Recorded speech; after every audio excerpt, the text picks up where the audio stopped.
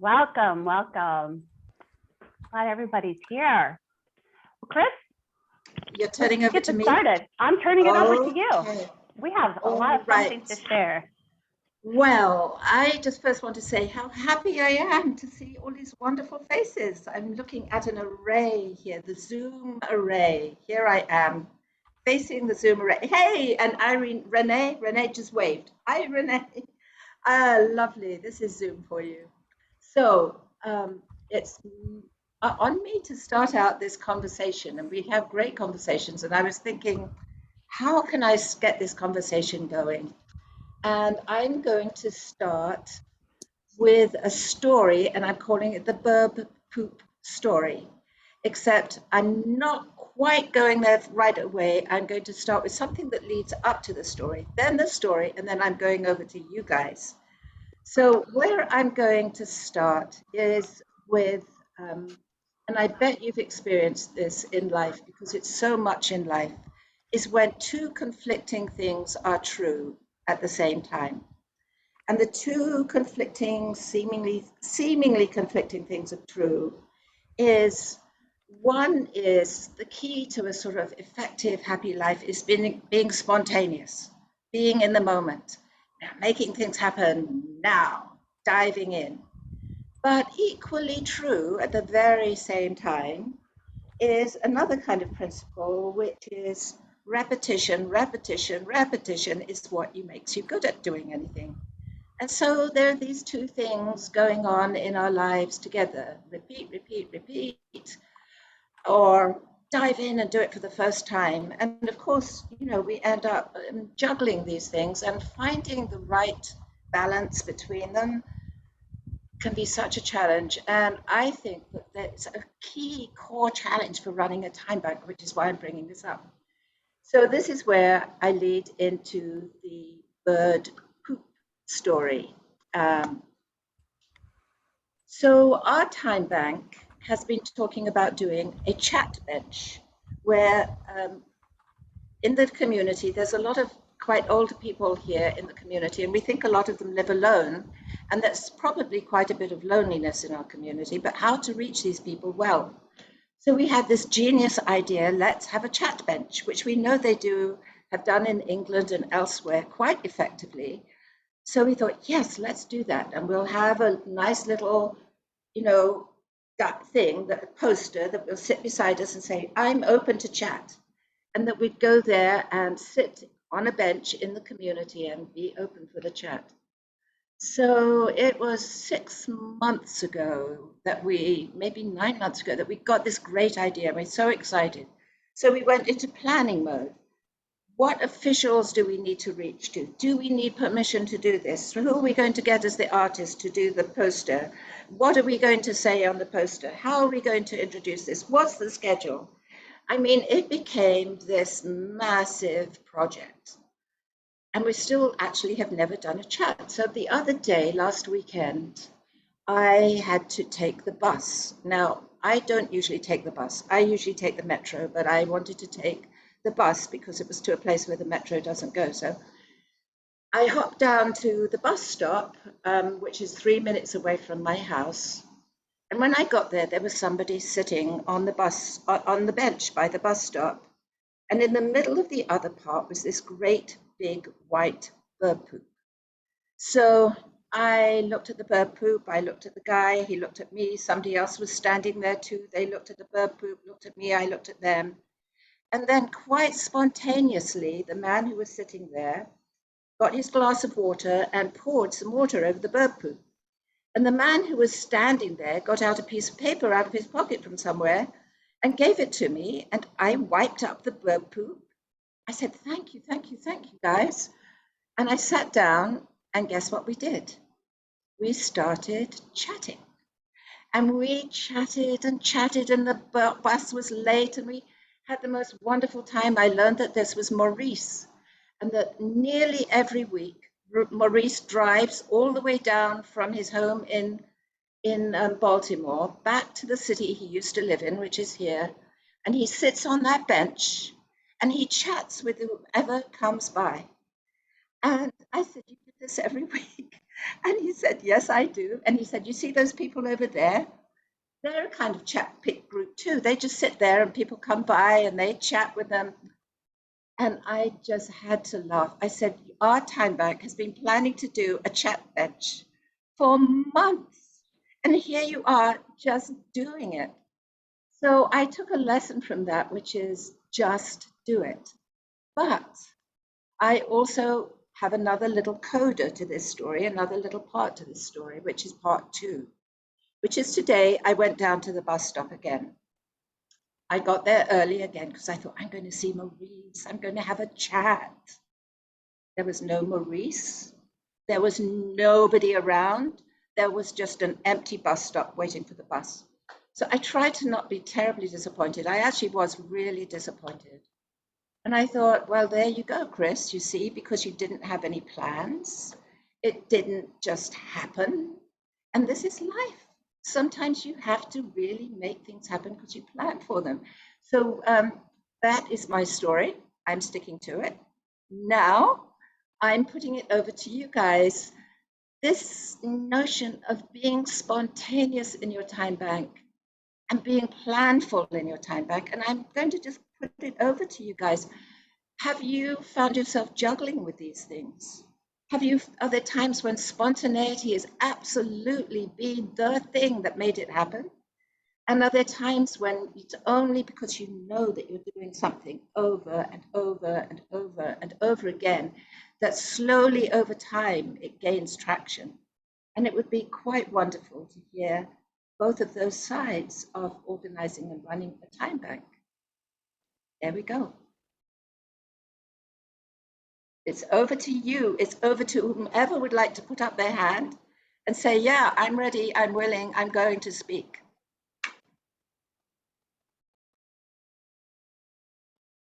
If you don't, then I'll actually fasten my eye on one of you and say, would you be willing? I'll ask you, would you be willing? Because I know that each of you will have a story to share, because we are walking stories. That's what we are. Hey, Chris, I'll talk for a minute. Thank you, Jerome. Okay. Because I know that the next person will probably have something more interesting to say, so I want to go first. The chat bench in the bird poop story, I love that. My stories are more dog poop because we have dog poops, but so, but I don't have a story to tell you about that today. So what you're suggesting, Chris, is of course people meeting in person, I assume, right? They're seeing each other in their location. That's still not happening around me yet. We're quite the people in the youth time banking, or some of them are close to each other. I'm pretty far away from most of them. But the one short thing I wanted to share with you is that we do want to interact with each other and ask each other questions and learn things about each other, in addition to doing, our time banking and telling each other about some of the time banking activities we're doing. So we had an idea that's just getting started this week. It's like whatever that phase of before actually getting started is called. We're really just in the preliminary formative stages of setting up a group on LinkedIn for young people and young adults. And I looked up what some of the rules are for how that works.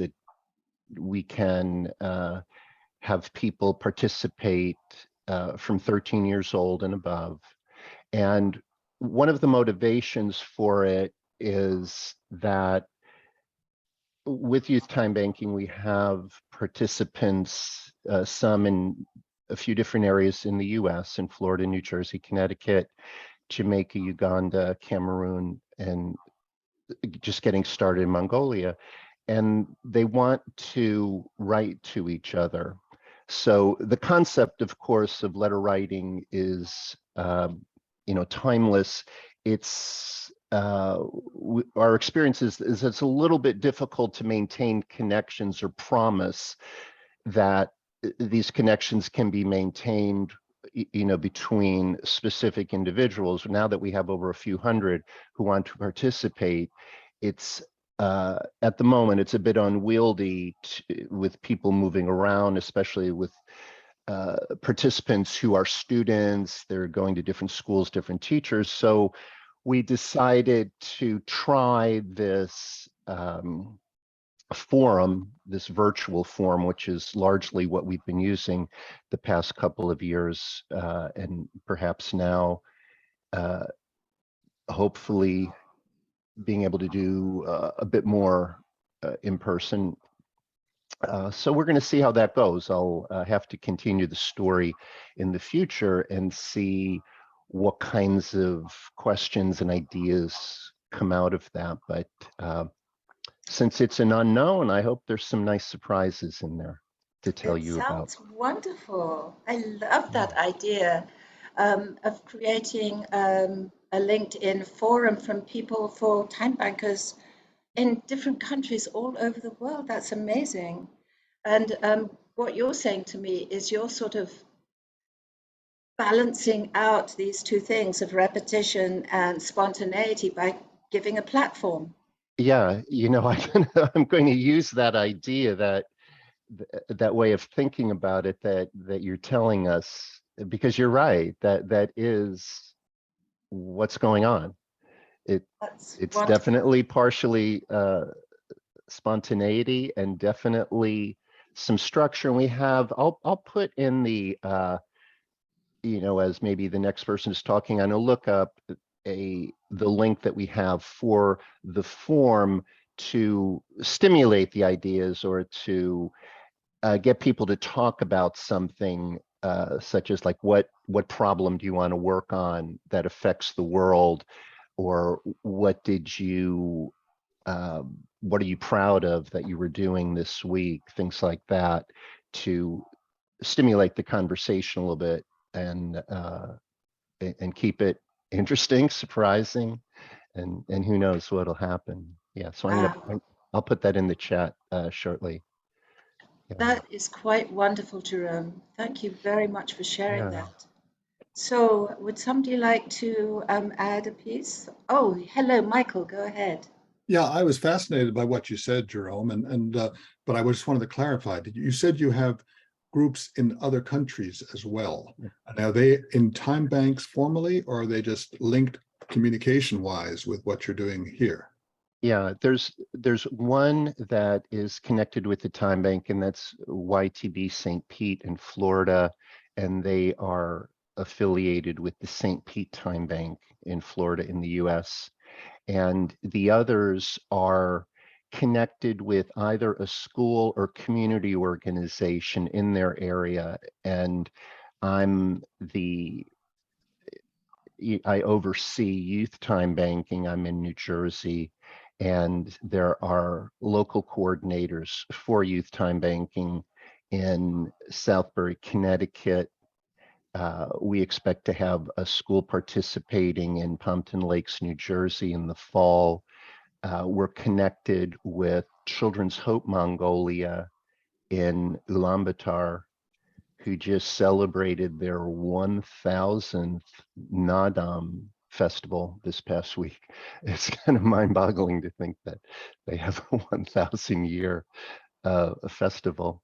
And we have sent the piece parts for a little free library to their logistics carrier, who is air freighting it to Ulaanbaatar, and one of the projects that the youth are going to be involved with. Right now, there are about 9 youth who are participating. These are youth who live in the shantytown areas outside of the main city of Ulaanbaatar, which are difficult areas to grow up in. There's electricity, but there's no running water. There's no sewer system. There's no sanitation. Children are 36+% of the population of the children in those areas are experiencing hunger, if not food insecurity. We have a very active groups of students in 3 schools in the rural area of Mukono, Uganda, and also one in Kampala, the capital, and a group of young adults who are participating and kind of growing into the role, I'm hoping, of being YTB coaches for the students who are, middle school, high school age teenagers. And in Queen Heights, Jamaica, which is a rural area of Jamaica, in the central northern part, I think it's near Ocho Rios. And those youth are part of a kind of like a Boys and Girls Club community group where I know the founders of the youth group. Some are in Queen Heights, one lives in New Jersey but travels frequently. And we're also met there's the Bluefields Time Bank is in Westmoreland, Jamaica. And I've been in contact with the principal of a school there who likes the idea of our Global Letter Writers Exchange, which was suggested by Robert Kabaya, who is a community leader in the Mukono district area of Uganda. And he has been coordinating or generating the interest or organizing the interest of a community association there in the schools. So the students there at these rural schools, Mother Arena Junior School and Bright Parents School and B&B Junior School, they are extraordinarily excited and responsive to the ideas that we talked with them about on what reciprocity is, how a community needs everyone is a resource, the fundamental core value of time banking. And what struck me when I saw the response of the students, which was near immediate, is that it's as if they were just waiting to be invited. They had ideas that they were just like sitting on, and I think maybe they didn't know if they were permitted to show initiative, be responsible. Of course, we want everyone to do those things. And there's one of the projects that we're connecting in with time banking in these rural areas. The families are poor. And so time banking, I think the origins of time banking that Edgar wrote about, it was, of course, to speak to social and economic justice. And one of the problems that is clear, it's prominent in these rural areas of the world, sanitation is a chronic structural dilemma. There's pollution, there's disease infestations. People don't know what to do with waste products. They burn it, they throw it out in the street. So the community leaders, such as Robert Kabaya, who's extraordinary, I can say he's a world leader in my opinion. He is organizing the students to be part of the response and the change maker for sanitation. And he is scheduled to speak at a conference in Sweden. I think it's on August 24th. It's DevRes 2022. So what does that stand for? Research on Sustainable Development, I think. So it's devres2022.org. I'll put that in the chat.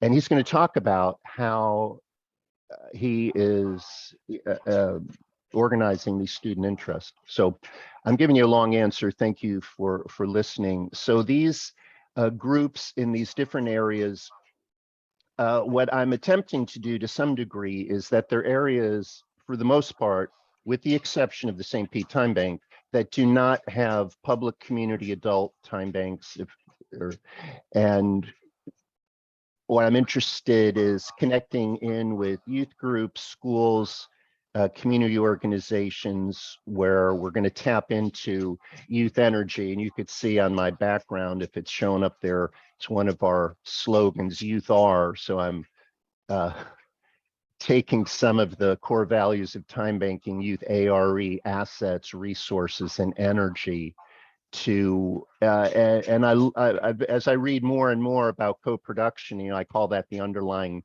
foundational concept on which the 5 core values stand, is everyone who's affected or impacted participates in the design and the delivery of the solution and the response. And that's what I'm attempting to do with youth time banking, to have them be the builders, the coordinators, and to learn how to, you know, have like this long continuum of succession planning where there's peer-to-peer, near-peer, youth, adult, and intergenerational relationships, so that the youth realize that they are the leaders of today and they're the new sponsors and initiators of more time banking and other areas as they grow into adulthood.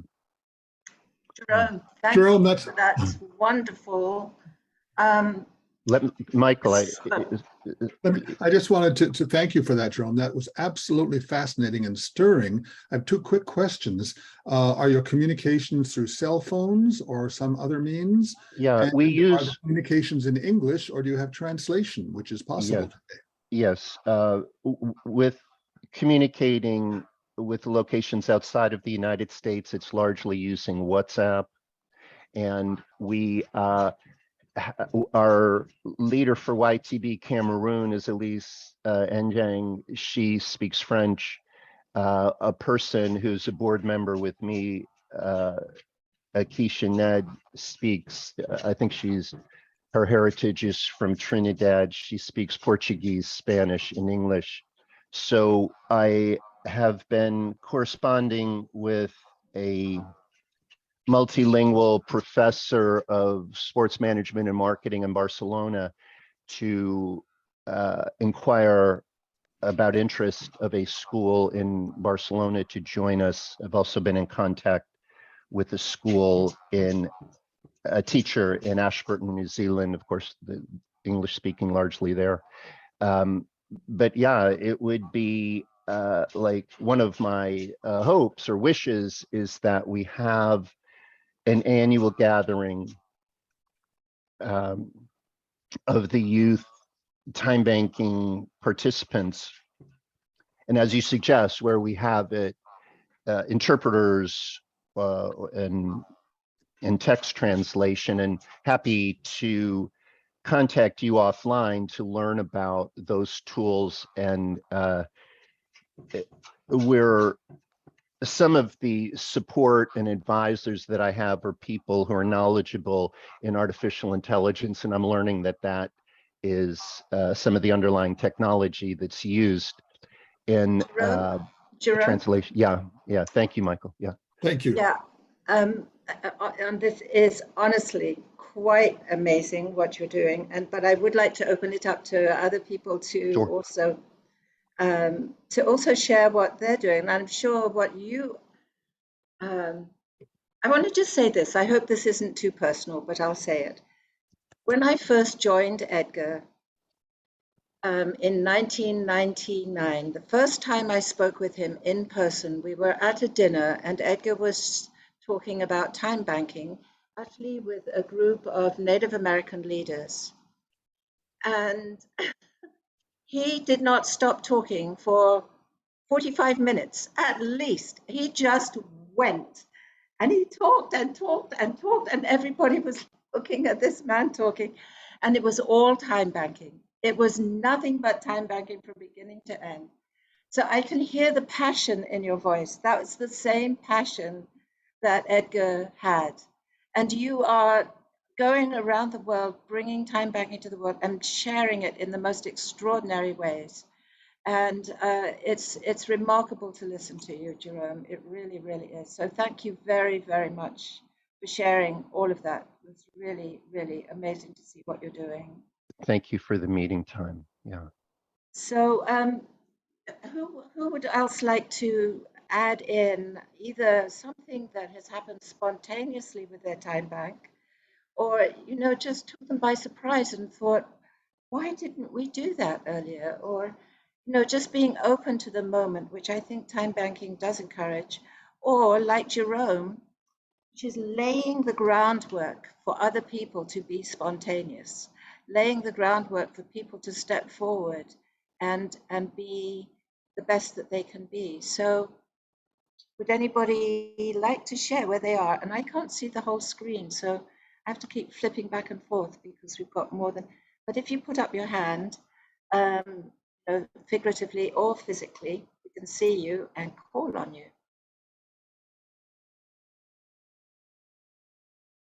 Now, somebody must, because I asked Jerome to actually hold off so that we could get somebody else to speak. So there must be somebody who would like to share a story. There's Monica. Ah, good. I didn't see Monica. Great. Off you go, Monica. Hello, everyone. Thank you. I don't know if I don't have a story per se, but I'm inspired and by, I can say that I want the time bank and time bankers in the Bay Area Community Exchange to be more spontaneous. But what we've actually found is that some of us, because our time bank covers 12 counties, from Sacramento to Santa Cruz, which is about a 3-hour drive if there's no traffic, that we can't be as spontaneous as we would like to. Even when we're among people in a particular neighborhood, just say one particular city or one neighborhood in that city, because people are so busy. I don't know if that's the word I want, but maybe committed. So for example, my co-director, Carl, he told us during the meeting that he was a member of 100 meetup groups. And Whoa. those of you, yes, you're familiar with Meetup. It's kind of like a social media, but you actually meet up in person to do whatever it is that group does. It could be tennis, could be canoeing, it could be archery, it could be resume review. And he's a member of 100 meetup groups. So I think that that represents perhaps one extreme. And I think most people maybe are members of 4 or 5 meetup groups, and they're lucky if they get to 1 or 2 or a handful of events a year. So I want us, I think that spontaneity for us is possible within a certain boundaries, like a particular city or community. But countywide, holding, for example, a potluck at the spur of the moment for people in our county, that's not really doable. And so, but I'm inspired and just hearing about or being challenged in a way to say, are there ways that we could be more spontaneous? I'm definitely going to give it a lot of thought. Because I think that there's room for that, even in a very urban cosmopolitan area like the San Francisco Bay Area, where everybody has a job plus a side job and they belong to many meetup groups. Thank you. Thank you, Monica, for sharing that. I see Tamsin, your hand is up, so go ahead, Tamsin. Oops, you're muted right now, Tamsin. There we go. There you go. Good afternoon, everybody. I'm in Seattle, Washington. It's so great to see everybody here, and especially see Chris and Krista and Pam. Thank you for having this. I just want to mention, I have been asking different community groups, like, for example, West Seattle Junction Association is our junction group, and they put on events. And like, for example, they have Summerfest going on right now. So by meeting with the director of the West Seattle Junction Association and getting them to sign on as a community organization, they post their events on our website. They have a coordinator that does the posting for them. And for example, Summerfest this year, they also had a special request for volunteers to help with the kids' rides. And they needed volunteers for that. So they would post that as a request for volunteers. And then they post their volunteer sign-up sheet too. And they also had somebody within Summerfest called Whale Trails, which is a group that watches whales that go along the Puget Sound area. And they wanted someone to help them with their booth and with an activity that they were doing for kids. And she posted that on our website, and they got 3 volunteers to do that. And our members get to bank the time because these agencies are community organizations. So kind of piggybacking on your community's events and having the sponsors of those events be your community organization members, it's kind of nice to have your members learn about something that they didn't know about before, you know, or maybe didn't see. They post these requests on our West Seattle blog for volunteers to do these things, but a lot of our members may not read the West Seattle blog. So when they see it on our website, they go, oh, I can do that. That'd be fun. And so it's really kind of nice to have these events that they can participate in. They also did a veterans flag thing where they posted veterans flags, American flags along the walkways down in our main junction. And our members volunteered. It was just great. I just get so excited when our members volunteer in our community for these events. So Thank you. Another way to connect. Thank you, Monica. I'm just going to lob it over to you for a moment. And do you have a sort of some thoughts as what Tamsin just shared?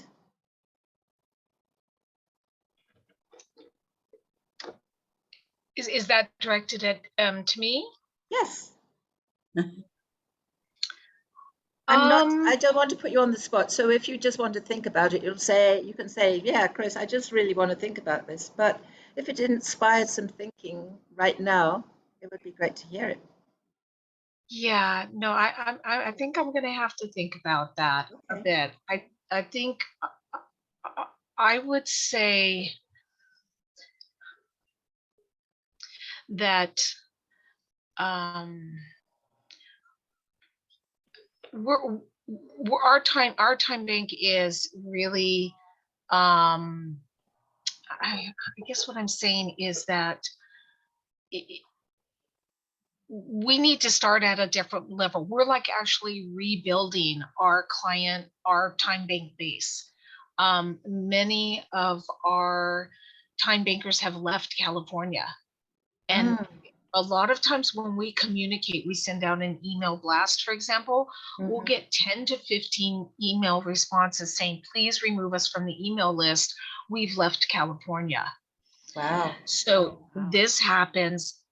This has been going on for 3 years. Every time, and we send out an email blast maybe once every 2 or 3 months, and we'll get 10 responses saying we've left California, so please take us off our email list. And of course, I always say, oh, sure, happy to oblige. But if you're interested in time banking in your new city, you know, or in the residence of your new home, please let us know. And I always refer them to timebanks.org or offer to help them find a time bank in the new city that they will call home. And so we're challenged by doing the kind of doing events basically that other people are mentioning here today, because we struggle to get people to volunteer. We struggle to get people to answer emails. We struggle to get people to show up to potlucks. So where we're at right now is really not even doing too many events, but not with our current time bankers. We're trying to reach out to a whole new demographic of time bankers, because the time bankers that we have seem to either be leaving or just not committed. Wow. And I'll just briefly mention, we did a survey. We do a survey every 2 years of our membership. And basically people are logging into their time bank account once every 6 months or one time a year. And you know, if you want events to happen spontaneously or planned, you need your time bankers to be logging in at least once a month, if not once a week. So that's kind of where we're at. But thanks for the question. Hey, Monica, I just wanted to mention to you, I live in North Carolina. Everyone from California is moving to North Carolina. Well, that is good to know. They're coming here. Wow, that's funny. That's funny. Great, thanks. Monica, thank you so much for sharing that. Because what you've just shared, I think quite a lot of time banks experience, which is that time banks go through phases, and it's a bit like this is a funny metaphor, but I'm going to use it, like a snake shedding its skin and getting a new one. You know, you are becoming, what I'm hearing about is you, the leaders of your time bank, you are really in this process, which can be quite a challenge, of redefining who you are, redefining how you work, redefining who you reach out to, even maybe redefining your purpose. What my experience is, and I put this out to everyone here, is in those times, the core values are the things that we hold on so powerfully to. This idea that everybody has something to give, the idea that we're redefining something very important, building community as work, and that we giving and receiving are two sides of the same coin, or that community really matters to us, and so does respect. Those things keep us going and keep us driving forward, even when the actual exchanges of time credits are fewer than we wish they would be. And that's what I'm hearing you doing, Monica, right now. And hats off to you. Really, hats off to you guys for hanging in there and saying, we've got to rebuild ourselves going forward and getting that energy back. Chris, in Las Vegas, I saw your hand go up. Yeah. In response to what Monica was saying, is there a way to figure out how people want to be communicated with? For example, if and create little teams, if you will. So if there's people that only want to have a phone call, then you'd have that little group of the phone callers and have a team actually pick up the phone and voice to voice communication. And then you've got the ones that say, don't ever call me, nothing but text or email, and honor how they want to be communicated with. And of course, that doesn't fall on one person, because that's just, it's especially if it's a large organization, but and have the groups that make the phone calls monthly, maybe, and just check up on people, and more of a one-to-one communication as opposed to a blast. Blasts are good. Email blasts I love them. But Chris, you mentioned people are lonely, especially elderly. So maybe a phone call, not even to ask if they're doing, just to ask to see how they're doing. And make it more personable. I don't know if people are doing that, and I don't mean to imply that people aren't, but I'm new to all this, so I'm still learning. Okay. So Chris, are you in a time bank? Are you forming a time bank? What's your relationship to them? I was in a time bank here in Las Vegas a couple years ago, which is now defunct. Yeah. And I somehow got myself into starting it back up again. By weird circumstances, and so I feel like I don't know what I'm doing, but in my heart it seems so obvious. So I need to kind of I need to learn about this more, like the nuts and bolts of it, and I also need to get a partner Yes. It doesn't all fall on me because I physically can't do it. So I'm maybe I'll take my own advice and just actually call some of the people or contact some of the people that are on the list and just say, hey, you know, how do you feel and what's going on and help.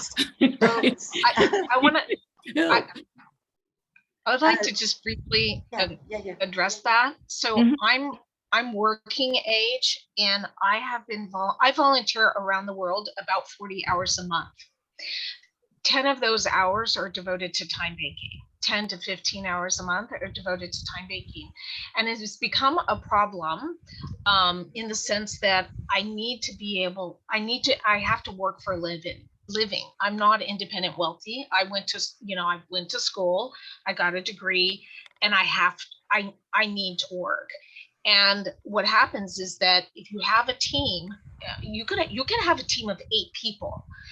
And in my experience of working across the country in committees, on a committee of 8, one of those people is the chair, the other 7 are members of that committee.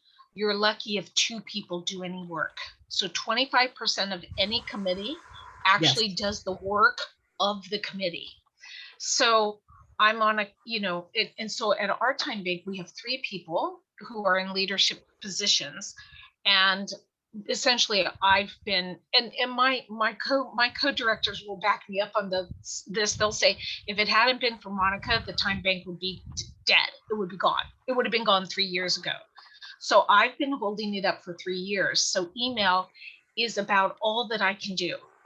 However, when one person, or if any person expresses to me, I would like to connect with you guys at the time bank, but I'd like to do it by phone, I do that. And there are a couple of people that I connect with on a weekly basis, and I really look forward to it. And they're some of our strongest time bank supporters, but that is rare. That is rare. What is typical is that people will volunteer and then not show up for the volunteer assignment. That is classically typical. And they can, and not only will they not call and say, oh, I'm sorry, I missed the appointment yesterday, or sorry, I can't make it in 2 hours. They drop off the face of the earth. You never hear from them again. And it's very, I would say that getting people to commit, and you, Chris, you mentioned that getting someone to, collaborate with and work with so that all of the load doesn't fall on you. That's very key. And that I think commitment is the name of the game. Wow. Thank you for explaining that, Monica. I appreciate that. Yeah, no, Michael, I see your hand up, and I will go to you next, but I do want to just, I don't know if anybody else's hand is up just yet, but oh, Eric, yours is up too. So we'll go to Michael and Eric, but I do, again, I do want to just commend you, Monica, for your passion and your sticking to it. And I hope that by coming and joining with us at these calls, that maybe there'll be some ideas that do inspire you. And our team, I'm sure I'm speaking for you, Krista, will follow up with you and see how we can be helpful, if we can be helpful, because we want to, as everybody who is a lover of time banking, you're onto something special, and we want to help you make it work. So thank you very much for sharing those challenges and your commitment. And you're right, getting people to make a commitment in this day and age when we're so distracted by so many things can be a challenge. And so for people to have that passion that you have, that's, it is about how do we build in this passion where it's unthinkable not to turn up. Unthinkable. So Thank you, Chris. you are very, very welcome. So I'm going to go over to Michael and then to Eric. Thank you, Chris. I'll make this short. I've come to believe and see in the last 3 or 4 months that time banks are potentially able to save the world. That's a big statement. But we have time banks all over the world and we communicate with each other, and our business is to build community. And community is what we need most in this world today. So as I said, I'll make this short. I want to ask a question. Please raise your hands how many of you have involvement in urban gardens or backyard gardens or community gardens in your area?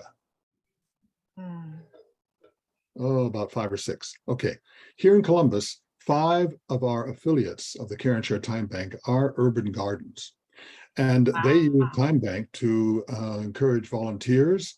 And they're also working with churches that have gardens and with OSU extensions and others. And I have come to believe that given what's going on in this world, food is going to be a critical thing. Supply chains are falling apart and food deserts are everywhere. So local farming in urban areas as well as in rural areas is going to be very important. So I'm talking with our Time Bank affiliates about, look, you're all doing great things. And some of you have networks, but you're not yet working together. We've got to come together, develop a coordination, support. I say communication, coordination, collaboration, and community. Those are the 4 C's I'm working on.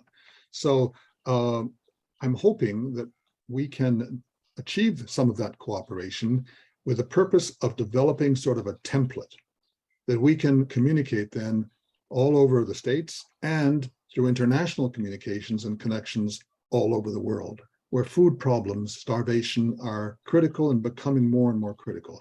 And that's all I wanted to say right now. I've got my email address in there if anybody wants to contact me, but I'll be reaching out to some of you from what I've been hearing this afternoon on this and many other matters. I know we're short. Thank you very much, Chris. That's genius, Michael. Thank you. Community gardens.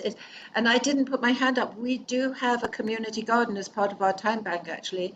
And I keep saying I must go down there. It's a long way away. It's on the other side of town. But we could do more than just one. You know, we could get some others going. I think it's a beautiful idea. Eric, you were going to go next. Yes, I think the issues that Monica and Chris were talking about show or point to the fact that there is a tension between spontaneity and planning. And that this, I think, is probably evident in many things. It's certainly evident in our local time bank here. And as Chris said, there are cycles that time banks go through. I hope that the percentage of people leaving your time bank, Monica, is not very high. In our time bank, the percentage is always also there. People move out of state, but they move into another state. And we try to do the same, encourage them to join a time bank in the new place where they're living. But so I don't think that's unusual to lose, I don't know, 5%, 10% or whatever a year, because we also see the time banks are growing too. People move into the state and find the time bank. So change will always happen. The question is, what is the percentage and how is it really affecting the total number of members? In our time bank, we've had moments where there were, we called them member leaders, who took on roles for hours, for credits, to do personal contact. We noted which people needed to be telephoned to, which people would prefer text or this or that. And they would contact members at various times. For example, in the beginning, after they've been there for a month, or if we haven't heard from them for a while. But again, the group of people that was willing and able to do that, having enough time, varied over time in the 10, 12 years that our time bank exists. And it's something I think that most time banks are struggling with, but I think we also have to realize that, yes, things do change. And we have to find ways to incorporate those changes in ways of moving forward. Thank you, Eric. Thank you for sharing that. Yes, it's funny, you know. So we have timebanks.org has a how-to manual. Some of you may have seen it. It was written a long, long time ago. It was actually funded by Annie Casey Corporate Foundation, and we wrote it in 2002.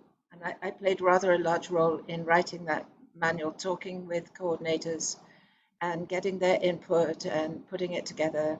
And Krista, being the good executive director that she is, she said, Chris, our manual is very out of date. and we need it updated, and you played a big role in doing it in the first place. Would you have a go at revising it? So I said, yes, I would do that. And I'll tell you, it has become really, really, really hard slog because things have changed so much over the last 20 years since it was written. And yeah, we've just sort of let it be there. Some people have used it and they've said, yeah, it's been helpful, but it is actually really out of date. And the learning has taken place on so many different levels. It's not just, oh, we have social media now. It is things like learning that time banking is itself a contradiction in this way. It is both simple and very complicated at the same time. It is an hour for an hour for an hour, and Edgar would always go around saying, well, how simple is that? I mean, you can't get much simpler than an hour for an hour. Yes, but we are creating organizations. We are creating structure. We are putting things together so that those simple little exchanges of an hour for an hour can actually happen in a very complex world, in a world where people are changing, mobile, where the technology is changing all the time, where even the way we communicate with each other just to say hello is changing. I mean, now we're using he, him, her, she, her, whatever, there.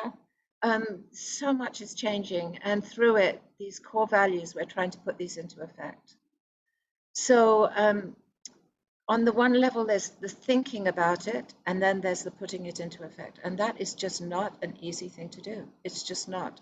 We are making something happen in the world that is dedicated to building, strengthening community at a time when so many of the forces seem to be pushing in the other way. So just want to recognize, give honor to all that everybody on this meeting, all that we're all dedicated to doing here and what we're aiming to achieve, and how exciting it is when we do achieve it, how thrilling it is when a time bank meeting takes place and people come out of it, emerge from it feeling kind of grateful and gifted. Yeah, Pam. So I have some news to share. We haven't announced it publicly yet, but since Monica's here, we thought we'd congratulate you, Monica, on being the first recipient of the Edgar Conte Seeds of Change Legacy Award. So exciting. Thank you very, Yay, very Monica. much. I am Did you- so honored and thrilled. Thank you so very much. Our intern has been onboarded. I don't see her here today, and that's probably because she's working to earn her way, pay her way through college.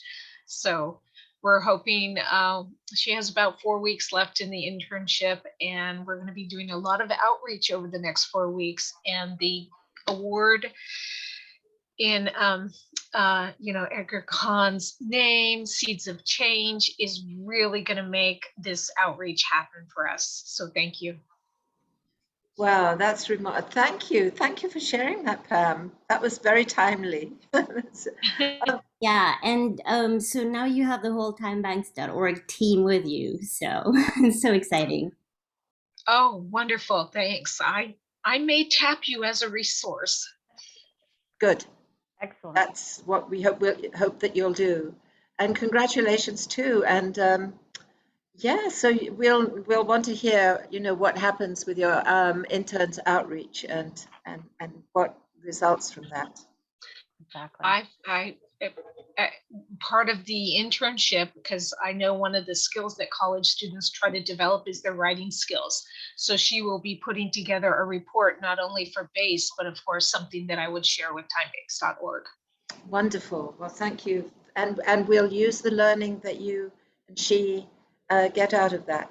We'll share that learning with the network. So wonderful.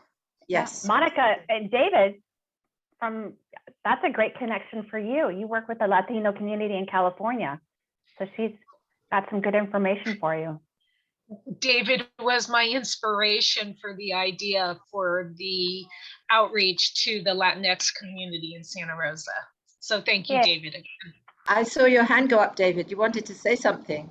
Well, I just want to be grateful for the shout out, and that, you know, my motivation is and was that every group and every community needs to be given the opportunity to say yes or no, and it was a lack for a while, but I think we're really on a great track. And I do see Alexis's cell phone is on our meeting as well, so we got a Northern California contingent well represented here. Excellent. That's very, very, very good.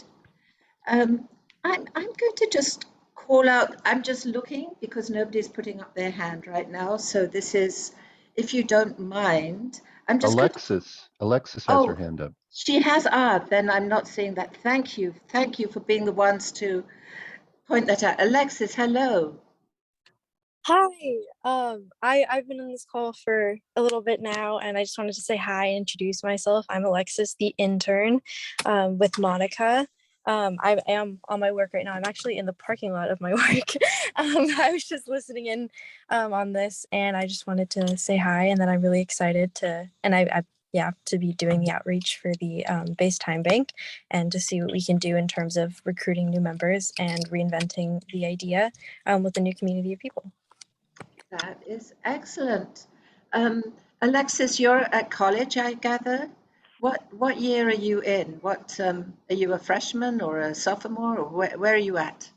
I am going to my sophomore year at the University of Michigan. Well, really? So you're just in California or you're doing it online? No, I'm just in California for the summer. That's why the internship is cut short. So.